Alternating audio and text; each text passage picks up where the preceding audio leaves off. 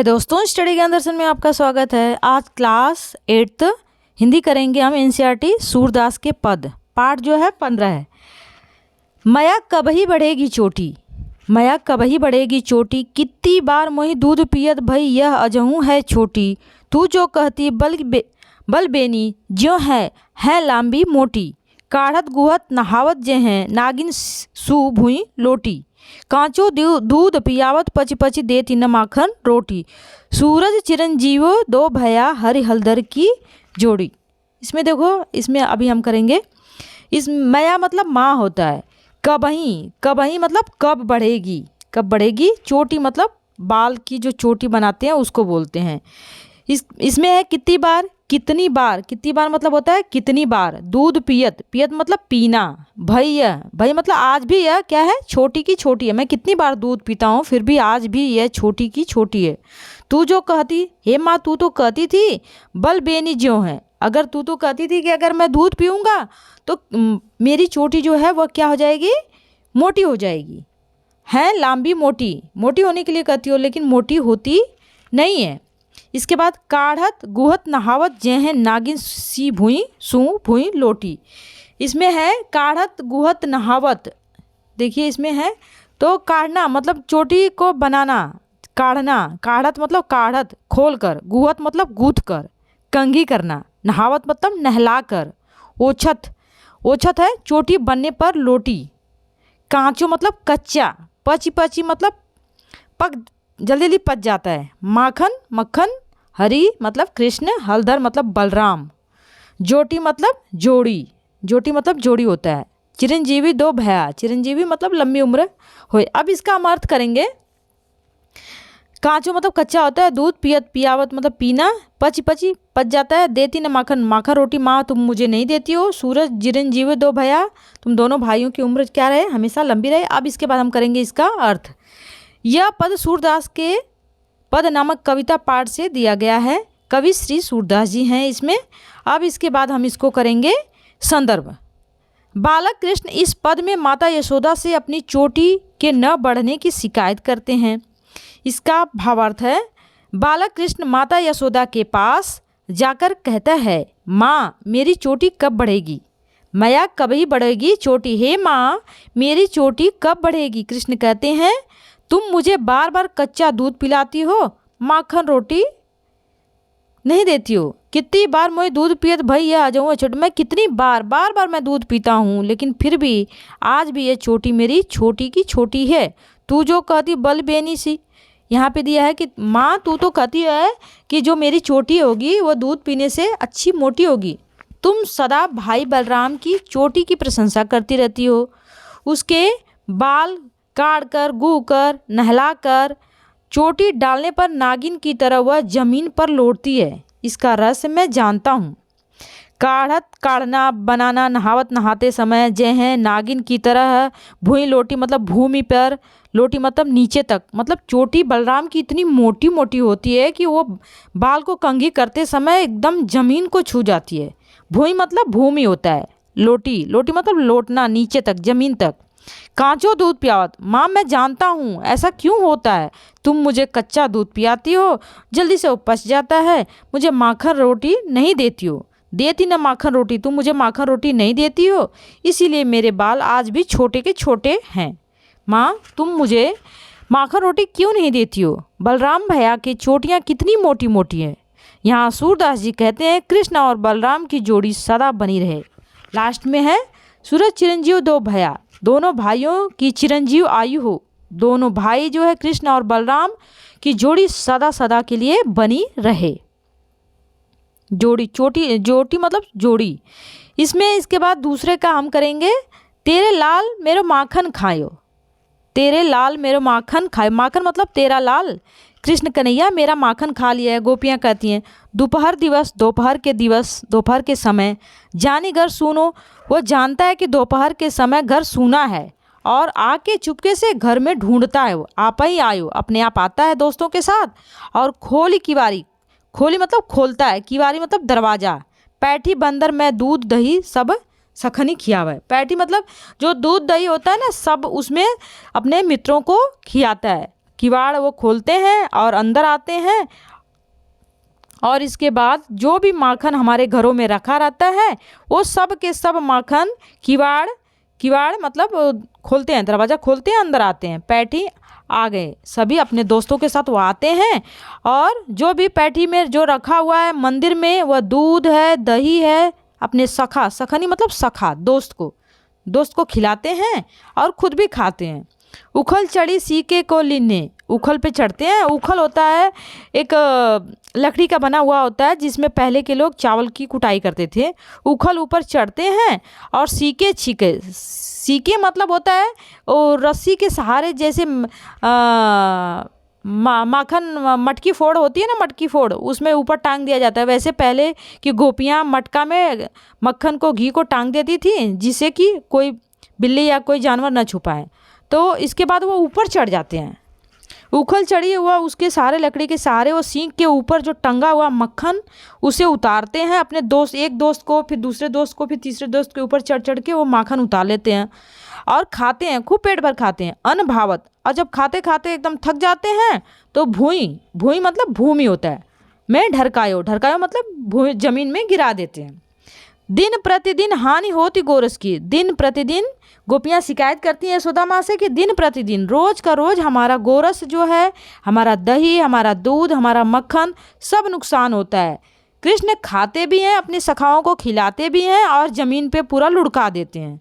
ये सारी शिकायतें माँ यशोदा से गोपियाँ जो हैं वो करती हैं। यह डोटा कौने ढंग लायो, वो कहती हैं कि ये तुम्हारा जो बेटा है ये किस ढंग का है, कैसा है। ढड़कायो मतलब खाता भी है और ज़मीन पे सारा का सारा ढड़का भी देता है, गिरा देता है। डोटा मतलब लड़का, कौने किस तरह का है। डोटा मतलब लड़का होता है, कौने मतलब किस तरह, यहाँ पे है डोटा लड़का, कौने मतलब किस तरह का, किस ढंग का है। हे यशोदा, ये तुम्हारा लड़का किस ढंग का है, कैसा है, जो खाता भी है और इसके बाद पूरे माखन को गिरा भी ज़मीन पे देता है। गोपियाँ यशोदा से शिकायत करते हुए कहती हैं, महाचतुर है, दोपहर के समय कृष्ण आता है दोस्तों के साथ, हमारे घर के किवाड़ खोलकर घुस जाता है, सीके पर रखे दूध दही मक्खन खुद खाता है, अपने दोस्तों को खिलाता है और नीचे गिरा देता है। हम अपने घरों में दूध दही मक्खन की रक्षा न कर पा रही हैं। पता नहीं आपने श्री कृष्ण को क्या सिखाया है, क्या आपका यही पुत्र अनोखा है। इस प्रकार गोपी उलाहना देती हैं, शिकायत करती हैं यशोदा माँ से। यशोदा को कृष्ण की चोरी की शिकायत करती हैं और इसके बाद वह चली जाती हैं। इसके बाद हम प्रश्न उत्तर करेंगे। अभ्यास प्रश्न पहला है, बालक श्री कृष्ण किस लोभ के कारण दूध पीने के लिए तैयार होते हैं। उत्तर है, माता यशोदा ने श्री कृष्ण को बताया कि दूध पीने से उनकी चोटी बलराम भैया की तरह लंबी हो जाएगी। श्री कृष्ण अपनी चोटी बलराम जी की चोटी की तरह मोटी और बड़ी करना चाहते थे। इस लोभ के कारण वह दूध पीने के लिए तैयार हो जाते हैं। वो सोचते हैं अगर मैं दूध पी लूँगा तो मेरी चोटियाँ भी बलराम भैया की तरह मोटी मोटी हो जाएगी, और दूध पीने के लिए तैयार हो जाते हैं। श्री कृष्ण अपनी चोटी के विषय में क्या क्या सोच रहे हैं। श्री कृष्ण उत्तर है, श्री कृष्ण अपनी चोटी के विषय में सोच रहे थे कि उनकी चोटी भी बलराम भैया की तरह लंबी मोटी हो जाएगी, फिर वह नागिन जैसे लहराएगी, मतलब लंबी लंबी चोटियाँ हो जाएगी जो ज़मीन को भी छुएगी। क्योंकि बलराम भैया की चोटियाँ जो थी वो बहुत लंबी लंबी थी, बहुत ही मोटी थी, बहुत सुंदर थी, और वैसा वो अभी चाहते थे कि मेरी चोटियाँ भी इसी तरह हो जाए। प्रश्न तीसरा है, दूध की तुलना में श्री कृष्ण कौन से खाद्य पदार्थ को अधिक पसंद करते थे, कौन सा खाना पसंद उनको ज़्यादा था। तो उत्तर है इसका, दूध की तुलना में श्री कृष्ण को माखन रोटी अधिक पसंद थी। वो मक्खन रोटी पा जाते थे तो बहुत ज़्यादा खुश हो जाते थे, क्योंकि उनका सबसे प्रिय भोजन जो है वह माखन और रोटी है। प्रश्न 4 है, तहि पूत अनोखी जायो पंक्ति में ग्वालन के मन के कौन से भाव मुखरित होते हैं। उत्तर है, तहि पूत अनोखी जायो पंक्ति में ग्वालन के मन में यशोदा के लिए कृष्ण जैसा पुत्र पाने पर ईर्ष्या की भावना होती है, जलन की भावना होती है। वह कृष्ण के उनका माखन चुराने पर क्रोध के भाव मुखरित होते हैं, उन्हें गुस्सा भी आता है।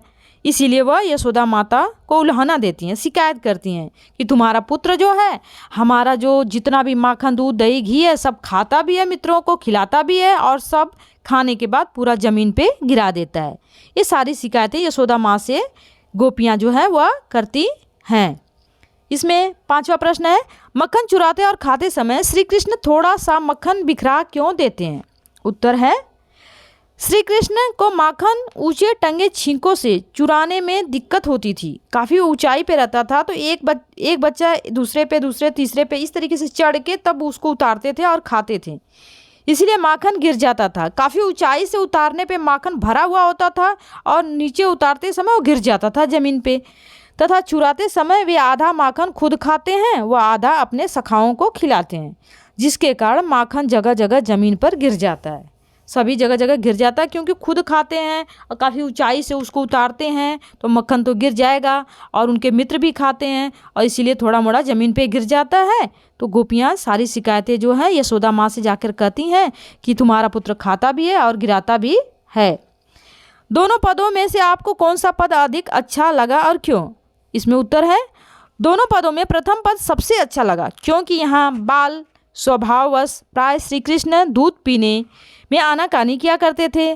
तब एक दिन माता यशोदा ने प्रलोभन दिया, लालच दिया कि कान्हा तू नित्य कच्चा दूध पिया कर, इससे तेरी चोटी दाऊ बलराम भैया जैसी मोटी व लंबी हो जाएगी। मैया के कहने पर कान्हा दूध पीने के लिए तैयार हो जाते हैं। अधिक समय बीतने पर श्री कृष्ण अपने बालपन के कारण माता से अनुनय विनय करते हैं, निवेदन करते कहते हैं कि तुम्हारे कहने पर मैंने दूध पिया, पर फिर भी मेरी चोटी नहीं बढ़ रही है माँ। उनकी माता से उनकी नाराज़गी व्यक्त करना, दूध न पीने का हठ करना, बलराम भैया की तरह चोटी पाने का हठ करना हृदय को बड़ी ही आनंद देता है। इसमें बहुत से ऐसे जो रूठना मनाना और अपनी माँ से शिकायत करना, ये सारी चीज़ें जो है वो बहुत ही अच्छा लगता है, जिसे देखकर वो काफ़ी अच्छा लगता है, इसलिए यह पद काफ़ी रोचक है। प्रश्न 7 है, दूसरे पद को पढ़कर बताएं कि आपके अनुसार उस समय श्री कृष्ण की उम्र क्या रही होगी। दूसरे पद को पढ़कर लगता है कि उस समय श्री कृष्ण की उम्र 4 से 7 साल रही होगी। तभी उनके छोटे छोटे हाथों से सावधानी बरतने पर भी माखन गिर जाता था। छोटे छोटे हाथ रहते हैं तो इसकी वजह से माखन उतारते समय उनके मक्खन जो है गिर जाते थे, क्योंकि उनकी उम्र काफ़ी कम थी, 4 साल या 7 साल के रहे होंगे। अब हम भाषा की बात करेंगे। भाषा की बात में जो पहला प्रश्न है इसमें है, श्री कृष्ण गोपियों का माखन चुरा चुरा कर खाते थे, इसलिए उन्हें माखन चुराने वाला भी कहा गया है। इसके लिए एक शब्द, इतने बड़े लाइन का सिर्फ एक शब्द बताना है हमें।